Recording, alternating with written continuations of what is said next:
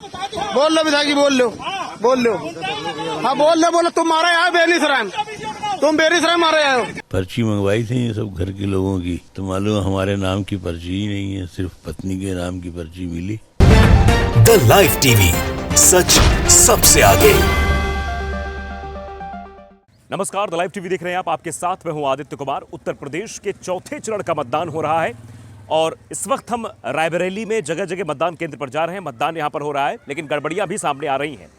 हम लोगों से बातचीत भी कर रहे हैं, खबरें भी आप तक पहुंचा रहे हैं, लेकिन उस बीच जो बड़ी खबरें भी आ रही हैं उनको भी बताना बेहद जरूरी है। सबसे बड़ी खबर सीतापुर से आई है, जहां भारतीय जनता पार्टी के एक विधायक मतदाताओं को धमका रहे हैं, गाली गलौज कर रहे हैं, जिसकी शिकायत समाजवादी पार्टी ने की है। ट्विटर पर यह वीडियो भी डाला है, वो वीडियो भी आपको दिखाएंगे।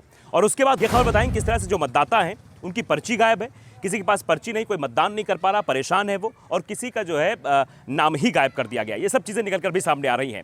और इसमें एक बड़ा नाम है मुनव्वर राणा, जिनका नाम गायब है, जो वोट नहीं कर पा रहे हैं, जिनकी बेटी कांग्रेस से इस बार चुनाव भी लड़ रही है। तो सबसे पहले बात करेंगे सीतापुर की खबर की। सीतापुर की एक विधानसभा है हरगांव में भारतीय जनता पार्टी के विधायक हैं, जो गांव में जाकर लोगों को धमका रहे हैं, डरा रहे हैं और गाली गलौज कर रहे हैं। समाजवादी पार्टी ने इसको लेकर ट्वीट किया है। समाजवादी पार्टी ने 11:15 पर 23 फरवरी को ट्वीट किया है, यानी आज। जिला सीतापुर की हरगांव विधानसभा 147 में भाजपा विधायक पोलिंग बूथ पर आकर मतदाताओं को जान से मारने की धमकी दे रहे हैं। आप समझिए किस तरह से वोटरों को धमकाया जा रहा है। लोकतंत्र का जो पर्व है, यहां इस पर्व को मनाने नहीं दिया जा रहा है, दबंगई दिखाई जा रही है। चुनाव आयोग को संज्ञान लेकर कार्रवाई करनी चाहिए, ये बात भी समाजवादी पार्टी ने कही। पहले आप वो वीडियो देख लीजिए, फिर उसके बाद आगे कहानी आपको बता दूं। बोल लो विधायक जी, बोल लो, बोल लो। हाँ बोल लो, तुम मारे आए बेनीसराय में, तुम बेनीसराय मारे आए हो। हमारे मारे कि ना है, मगर तुम जो हिसाब से लैंग्वेज खराब कहे हो ना, हमारी लैंग्वेज खराब हो जाए तो इज्जत खराब हो जाए। हाँ बोल लो तुम। हाँ तो सुना आपने, एक विधायक किस तरह से गुंडई कर रहा है, ये साफ तौर पर उस वीडियो में दिखाई दे रहा है। सुरेश शाही इनका नाम है, ये सीतापुर के हरगांव विधानसभा से विधायक हैं और इस तरह की भाषा इस्तेमाल कर रहे हैं। उसके बाद दूसरी खबर आपको बताते हैं कि किस तरह से मुनव्वर राणा, जो कि शायर है, लगातार योगी सरकार पर हमलावर रहे, पिछले कुछ दिनों से आप देख रहे थे, अब उनका भी इस बार नाम काट दिया गया है। पहले आप उनका वीडियो हम दिखाएंगे, किस तरह से उन्होंने कहा कि इस बार उनका नाम काट दिया गया, जबकि इसके पहले उन्होंने मतदान किया था, इस बार उनका नाम गायब है। वो खुद एबीपी न्यूज़ पर बात करते हुए इस बात को सेतु पर दर्शा रहे हैं। पहले आप उनका वीडियो देख लीजिए, फिर हम आगे कहानी आपको। मंगवाए थे, वो पर्ची मंगवाई थी ये सब घर के लोगों की, तो मालूम हमारे नाम की पर्ची ही नहीं है, सिर्फ पत्नी के नाम की पर्ची मिली। तो पत्नी हमसे पूछ नहीं दी कि हम वोट देने जाएं। हमने कोई वोट जाती चीज़ है, ये किसी गुंडागर्दी का नाम तो है नहीं कि अगर तुम चली जाओगी तो हम तुमको छोड़ देंगे, तो या अगर तुम्हारे जाने से हम तुम अलग हो जाएंगे। वोट आपकी जाती सोच है, आपको देना चाहिए, आप जाइए। ये पहली बार ऐसा हुआ है आपका वोट नहीं है, या पहले भी इस तरह का कभी वाकया पेश है? पहली बार ऐसा हुआ। तो आप देख रहे हैं कि उत्तर प्रदेश के विधानसभा चुनाव में क्या हो रहा है। मुनव्वर राणा जो सरकार के खिलाफ बोलेंगे, उनका वोटर लिस्ट से नाम गायब हो जाएगा। और ऐसे कई लोग हैं, खास तौर पे ये भी बात निकलकर सामने आ रही कि ज्यादातर जो वोटर्स लिस्ट से नाम गायब है लोगों का, वो मुसलमान है, यानी मुस्लिम समुदाय से ताल्लुक रखते हैं, उन लोगों का नाम गायब कर दिया गया है। तो ये बात सीधे तौर पर समझ में आती है, क्या चुनाव को प्रभावित करने के लिए सब किया जा रहा है। आज चौथे चरण का मतदान हो रहा है। इसके पहले जब पहले चरण का मतदान 10 फरवरी को हुआ, फिर 14 फरवरी को दूसरे चरण का मतदान हुआ, फिर तीसरे चरण का मतदान 20 फरवरी को हुआ, आज 23 फरवरी है, आज चौथे चरण का मतदान हो रहा है। तो चौथे चरण के मतदान में भी ऐसी ही खबरें निकलकर सामने आ रही हैं। और ये आप देख रहे हैं कि चुनाव को प्रभावित करने के लिए भारतीय जनता पार्टी के द्वारा पूरी पुरजोर कोशिश की जा रही है। हम मतदान केंद्र पर भी ही मौजूद हैं, हम तस्वीरें दिखाना चाहेंगे, कैमरामैन से कहेंगे तस्वीरें इधर भी दिखा दें। ये मतदान केंद्र प्राथमिक विद्यालय उमरन है, विधानसभा क्षेत्र रोहनिया है, रायबरेली, यहाँ मौजूद हैं। और हम जगह जगह जाके ये तलाशने की कोशिश कर रहे हैं, जानने की कोशिश कर रहे हैं आखिरकार यहाँ माहौल तो गड़बड़ नहीं। लेकिन एक चीज़ निकलकर ज़रूर सामने आ रही है, वो बेहद चौंकाने वाली है कि कई लोगों का वोटर लिस्ट से नाम गायब है।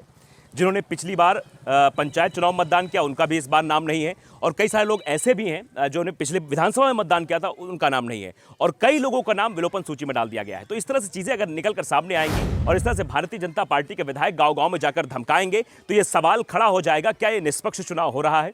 क्या चुनाव आयोग को इस पर संज्ञान नहीं लेना चाहिए? अगर ऐसी चीजें निकलकर सामने आ रही हैं, ऐसी बातें निकलकर सामने आ रही हैं जो इस ओर इशारा कर रही हैं कि चुनाव को प्रभावित करने के लिए गाली गलौज का इस्तेमाल किया जा रहा है, वोटर्स को धमकाया जा रहा है, विधायक गांव में जा रहे हैं, वोटर्स को धमका रहे हैं, कैसे भी करके वोट को प्रभावित किया जाए, मतदान को प्रभावित किया जाए, ये सब चीजें निकलकर सामने आ रही हैं। चौथे चरण के मतदान में भी ईवीएम खराब होने की खबरें सामने आई, आप सबने देखी। उसके बाद ये भी खबर सामने आई कि बटन कहीं और दबाओ, वोट जा रहा है भैया भारतीय जनता पार्टी की तरफ। तो ऐसी ही खबरें क्यों सामने आ रही हैं? जबकि आपने देखा, हम भी लगातार चौथा चरण कवर कर रहे हैं, चौथे चरण का देख रहे हैं हालात, लेकिन चीजें यही निकलकर सामने आ रही कि चौथे चरण में भी बटन दबाया जा रहा है किसी और पार्टी का, वोट निकल रहा है भारतीय जनता पार्टी का। अन्य भी पार्टियां, समाजवादी पार्टी है, बसपा है, कांग्रेस है, और भी जो नाम है और जो पार्टियां हैं उनकी पर्चियां क्यों नहीं दिखाई दे रही हैं, उनको वोट क्यों नहीं जा रहा है? तो ये साफ तौर पर समझा जा सकता है चुनाव एक तरफा करने की कोशिश हो रही है। तो लेकिन अब ये बड़ा सवाल बनता चला जा रहा है कि चुनाव आयोग आखिर चुपचाप क्यों है? इतने घटनाक्रम हो रहे हैं, इतनी शिकायतें हो रही हैं, इतनी बातें हो रही हैं, चुनाव आयोग की फजीहत हो रही है, लेकिन फिर भी चुनाव आयोग इन सब मामलों पर संज्ञान क्यों नहीं ले रहा है? पहले चरण का मतदान जैसे ही शुरू हुआ, उसके तुरंत बाद यह खबर आनी शुरू हो गई कि ईवीएम मशीन खराब है, और कई जगहों खराब हो गई। आधे घंटे, 2 घंटे कहीं मतदान प्रभावित रहा, लेकिन फिर भी चुनाव आयोग ने कोई एक्शन नहीं लिया। उसके बाद खबर निकलकर शुरू आने लगी कि पीठासीन अधिकारी जो है कहीं पर दबाव बनाकर भारतीय जनता पार्टी के पक्ष में वोटिंग करा रहे हैं। उसके बाद खबर निकलकर सामने आई कि बटन दबा रहे हैं किसी और पार्टी का, समाजवादी पार्टी का या आरएलडी का, पर्ची निकल रही है भारतीय जनता पार्टी की। लेकिन इन सब मामलों में अभी तक चुनाव आयोग ने एक्शन क्यों नहीं लिया, ये सबके जहन में सवाल है। आखिरकार ऐसे मामलों पर चुनाव आयोग को तत्काल प्रभाव के साथ कार्रवाई करनी चाहिए, एक्शन लेना चाहिए, एक प्रेस कॉन्फ्रेंस बुलानी चाहिए कि देखिए हमने मशीन चेक करके भेजी थी, लेकिन हो सकता है कोई गड़बड़ियां हो गई हो। तो अब ये सवाल जरूर है कि क्या उत्तर प्रदेश के विधानसभा के चुनाव में सारी खराब मशीनें भेज दी गई हैं?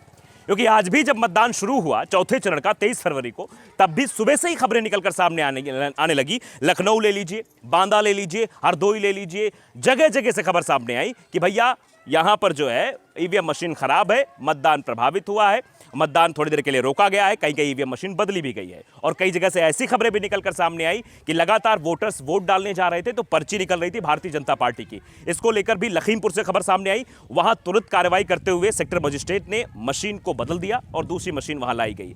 अगर कहीं पर यह देखा ना गया हो, कहीं पर यह जाना ना गया हो, परखा ना गया हो, तो हो सकता है वहां मतदान प्रभावित हो रहा हो। तो आप समझिए कि उत्तर प्रदेश का यह चुनाव किस ओर जा रहा है, किस दिशा की ओर जा रहा है, अपने आप में बड़ा सवाल है। हम लगातार सवाल इसलिए भी पूछ रहे हैं कि पत्रकार होने के लिए नाते यह धर्म बनता है किस तरह से भारतीय जनता पार्टी के लोगों ने सत्ता का दुरुपयोग किया और सत्ता के बलबूते पर किस तरह से गांव-गांव जाकर विधायकों को धमकाने की कोशिश की।